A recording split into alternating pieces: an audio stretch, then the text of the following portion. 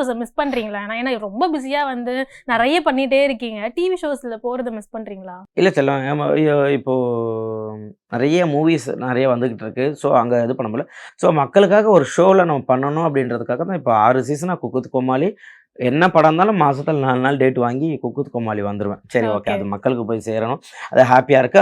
நம்ம வந்தா சரி ஏதோ கீழ கீழ விழுந்து ஆமா. ஒரு விஷயம் பண்றோம் அப்படின்றதுனால, ஸோ அது மட்டும் குழந்தைங்களுக்கு பிடிக்குன்றதுனால, அந்த ஷோக்கு மட்டும் ஒரு 4 டேஸ் எப்படியாச்சும் டேட் வாங்கிடுவேன். ஓகே.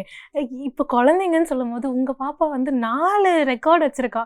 எங்களுக்கெல்லாம் ஓகே, புகழ் அண்ணாவோட பாப்பா அப்படின்றத தாண்டி, ஏய் எவ்ளோ டேலண்டான புள்ளையா இருக்கா! லைக் அந்த மாரி ஒரு எக்ஸைட்மென்ட் வருது இல்லையா? ஒரு அப்பாவா எப்படி ப்ரவுடா இருக்கு?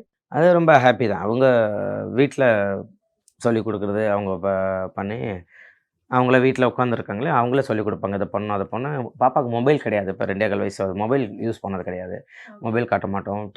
எதா வெளியில கூட்டு போய் சாப்பாடு குடுக்குறது எல்லாமே ஆடு, மாடுலாம் வருதுல்ல, அதெல்லாம் பார்த்து வீட்ல எங்க அம்மா, அப்பா எல்லாம் இருக்கிறதுனால அவங்க கூட அப்படியே